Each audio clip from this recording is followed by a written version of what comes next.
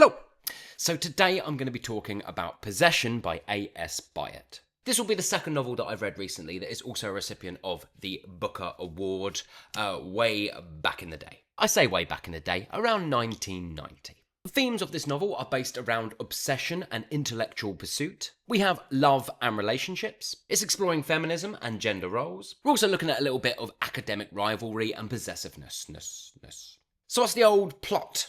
Roland Mitchell, a struggling academic, he's in the library one day and he discovers a little hidden pocket of letters. And these letters were penned by a fictional Victorian poet named Randolph Ashe. Roland then partners up with Maud, another academic, and they begin this kind of journey of discovery. They're trying to trace Ashe's sort of secret relationship with another poet named Christabel Lamotte. And their research reveals like a hidden affair and a lost child. Meanwhile, whilst those two are doing their thing and figuring it all out, we have all these other sort of academics and scholars who are after the letters. They want those letters, and there's another sort of another bunch of letters is discovered through this kind of investigation. I don't want to give too much away, but then the hunt is on, everybody. The hunt is on. You've got some Americans showing up. They want those letters. They want those letters bad. And while this is all playing out, this entire novel is sort of interspersed with poetry, lots of sections of poetry,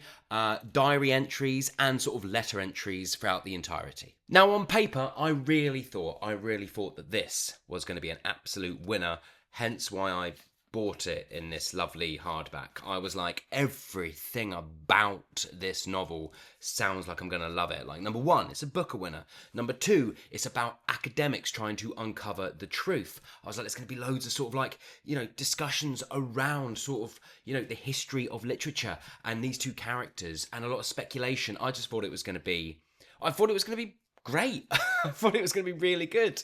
I hated it. Hated it. Now, before I go into all the stuff I absolutely despised, let's first just look at kind of things that are decent in it or very good that you might enjoy. I think it's a pretty ambitious novel. The sort of mix of Victorian prose within the letters and the sort of poetry all sort of coming together. I think that's all quite ambitious and does display a pretty good sort of literary skill on Byatt's behalf, I think. I mean, I hated it altogether, but I mean, there is ambition there. Now, I know nothing about the Victorians. My history is terrible, absolutely terrible, but it feels, even though it's all mainly fictional, it feels like a lot of stuff that's happening in the background is all really well researched. But that's it, everybody. That is it, because this book is awful. Absolutely awful. Hot garbage. What didn't I like? Well, it is ridiculously dense, and my God, is it self-indulgent. Ridiculously so. Like, it is so dense and so self-indulgent, and yet doesn't do anything that a good novel should do. The characters are absolutely terrible. Like, some of the worst I've read in years. I had zero emotional connection to anyone, and I mean anyone, even the characters in the past, the characters in the present, Roland, Maud, everybody. They are so dry and so boring and so void of any kind of human emotion or any kind of humanity to them. I couldn't believe whatever the Booker panel was doing at that time. What the It's just awful. Oh my God, awful. Next thing that was never going to win me over is I hate poetry. I despise it. It does nothing for me whatsoever. I know there's a lot of people out there, maybe a lot of people who watch this channel who love poetry. I hate poetry. Even the classics, even epic poetry, everything, I just hate it. It does nothing for me whatsoever. So the fact that so much of it is shoved into this book, just bloody hell. And finally, and this kind of is something of a risk, it's just pretentious. It's just like a Byatt is trying to sort of show off, and in doing so is missing all the important steps of what good storytelling is. They're showing, it's just pretentious horse. It's just like a literary fest, and I'm just, anyone who likes this is so far up their own.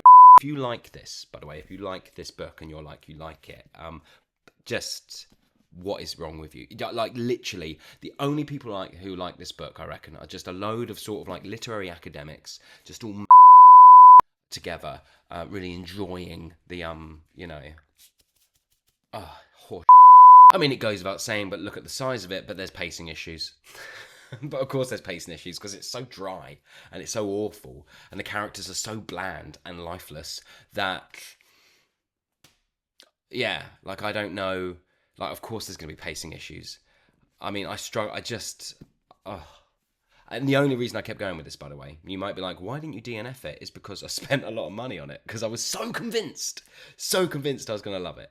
Next thing I absolutely despised in it is the whole mystery element of it. It's really boring, doesn't play out that well. There's no sort of, like, not that you would expect sort of twists and turns in this kind of novel, but you would expect something and it gives you nothing. Yeah, the sort of mystery element about it is just bland and boring. The next thing that I thought was really awful in it is this sort of, like, this forced connection from the author between the sort of Victorian and modern aspects, like really trying to force them together. It felt really contrived and they did not blend together whatsoever. And finally, I spent all this time absolutely slogging it through this novel, trying my best for something that was such an unsatisfactory ending. It takes so long to get there, and you get there and you're like, oh, all right, okay. Like, I was just done. So my final thoughts on Possession are, it is style over substance, but even the style is pretty poor. It lacks any engagement or warmth or connection to character whatsoever. The sort of mystery element within the story is absolutely predictable and ultimately boring. The blending of the two different sort of like the Victorian and modern sort of stories being told at the same time is terrible and contrived. I learned nothing from this book and I hated every single second. It's getting 0.1, 0.2 stars out of 5. I will never read anything by this author ever again, ever. Just the worst thing literature can be. Like, literally the worst thing literature can do is what this novel does. And the people who gave it I believe in the 90s it was called the Man Booker, but the people who gave it an award should be ashamed of themselves. They're idiots. And yeah, and it's one of those books, like, actually I'm normally a bit more level-headed. I don't know if I have been recently because I've been very angry this year, but but basically there's sometimes I'm a bit like, let's have some discourse in the comments section about, like, and you might be able to convince me as to why I'm wrong if I think a certain thing. I don't really care when it comes to this book. I don't care how much I respect you. If you like it, it will make me hate you. It's awful. It's everything that is terrible with literature. That's all. So thanks very much for watching, everybody. I hope you're at least enjoying whatever you might be reading. It's been a tough 2 weeks getting through this one, but I hope you are well, more importantly. And yeah, I do hope you're enjoying whatever you might be reading. And I haven't asked on the channel for any recommendations in a while, so if there's anything you're reading at the moment that you're like, it's absolutely sublime, then feel free to comment below and I'll add it to the list, because I've only got about 7 books on my sort of list at the moment, and normally it's a lot bigger than that. So yeah, let me know. Goodbye, everybody.